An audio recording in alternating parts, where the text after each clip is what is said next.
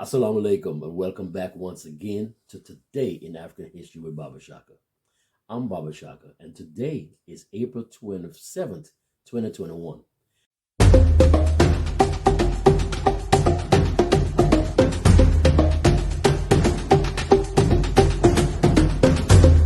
A blessed Ramadan to all of my Muslim brothers and sisters all around the world who are observing the fast during this holy month.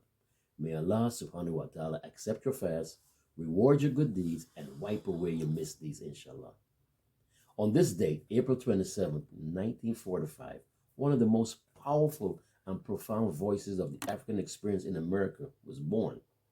August Wilson was an award-winning American playwright whose work illuminated the joys and struggles of the African American experience in the United States during the 20th century. He would produce 10 plays depicting the lives of Africans in America during each decade of the 20th century. Mr. Wilson's rise from humble beginnings to Broadway was unlikely. Born Frederick August Kittle on April 27, 1945, in the Hill District community of Pittsburgh, he was the son of Daisy Wilson, an African American cleaning woman, and Frederick Kittle, a German immigrant and baker who was mostly absent from Wilson's life. His mother raised Mr. Wilson and his siblings in a two-room cold water flat. Though bright and creative, he found student life difficult. Racially bullied at one school, bored at the next, and accused of cheating at another, he secretly dropped out of high school in his early teens. And for the next several years, Mr. Wilson educated himself at the Carnegie Library of Pittsburgh during school hours, unbeknownst to his mother.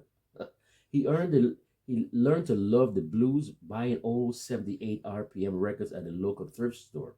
There he discovered the sound of Bessie Smith's voice, which proved to be a revelation. A voracious reader from a young age, Mr. Wilson began his artistic life as a poet. He also sought out the poetry of everyday life. He spent time in restaurants, barbershops, and on the streets of the Hill, listening to the residents' voice and stories. And August Wilson would later draw on these voices and histories to create unforgettable characters in his plays.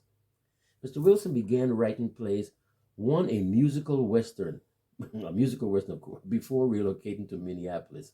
There he was given a fellowship to the Minnesota Playwrights Center, which led to his acceptance into the National Playwrights Conference at the O'Neill Theater in Connecticut. Now, during the conference, which was an intense collaboration of artists testing new works, August Wilson would meet Lloyd Richards.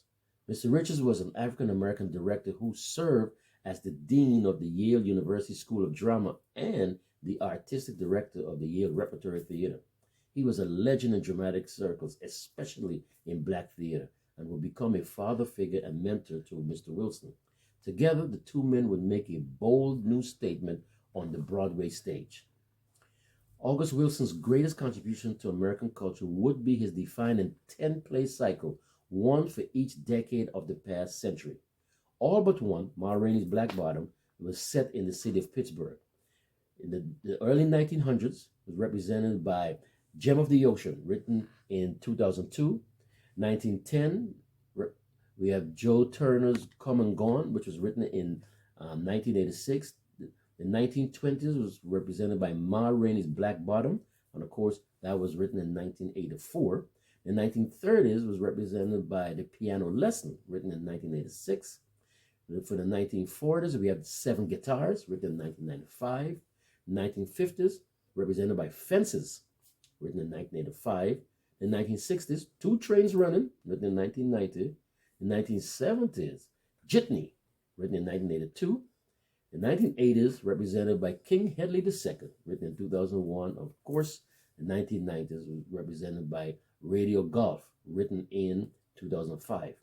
The cycle of plays combines historical fact, comedy, and gritty realism with spiritual and supernatural elements of African and African American cultures. And the result is a series of dramas that entertain as well as inform. Now, over the course of his life, Mr. Wilson would be honored with many awards, among them the Tony Award, 2 Pulitzer Prizes, 7 New York Drama Critics Circle Award, and even the Carnegie Library graced him with its only honorary degree. In the late 90s, With a career spanning nearly 2 decades, August Wilson married his third wife, costume designer Constanza Romero. The two had a daughter and moved to Seattle, Washington, where Mr. Wilson continued to work on the last plays of his cycle. In June 2005, August Wilson was diagnosed with terminal liver cancer. He died on Sunday, October 2nd, 2005, in a Seattle hospital. His funeral service was held in Pittsburgh, and he is buried in Greenwood Cemetery, not far from his mother Daisy. August Wilson plays gave voice to both the mundane and extraordinary aspects of Black life. Characters and dialogues could be weighted down with the bitterness of the streets or elevated with the mysticism of a ghostly ancestry. His work helped to propel and cement the careers of a legion of actors, directors, and artisans. The characters and conflicts in August Wilson's plays reflect the external influences as well as his own history. The struggles of a biracial child who experienced racism and who grew up without a father, and the undying belief that nobility was not defined by skin color and circumstances. The result is an unprecedented collection of extraordinary dramas. As a matter of fact, I believe that Ma Rainey's Black Bottom is currently streaming on Netflix, starring Viola Davis and the late Chadwick Boseman. Right. Folks, summertime is here and it's t-shirt weather. This fantastic looking t-shirt that I'm wearing is a creation of the very talented Mrs. Cathy Kwami. And you can find her husband Percy Kwami marketing her very extensive collection of men and women's attire, in addition to a vast array of accessories at the Everlasting Life vegan restaurant in Capitol Heights, Maryland. Inshallah, I'll leave the contact information as well as the address down in the comment section. Give Percy a call or stop by if you're in the area. Tell him Baba Shaka sent you. Also, while you're there, treat yourself to some of the very delicious vegan food served there. A massive thank you to all of you who have subscribed to this channel. We are extremely grateful for your continued support. To those of you who have not yet subscribed, we invite you to hit that subscribe button down just below the screen and add your much needed support to this project of bringing you these daily lessons. Please like and leave a comment, but most importantly, I should say, please share, especially with the young amongst us. So, until tomorrow, inshallah, this is Baba Shaka with Today in African History. Masalam.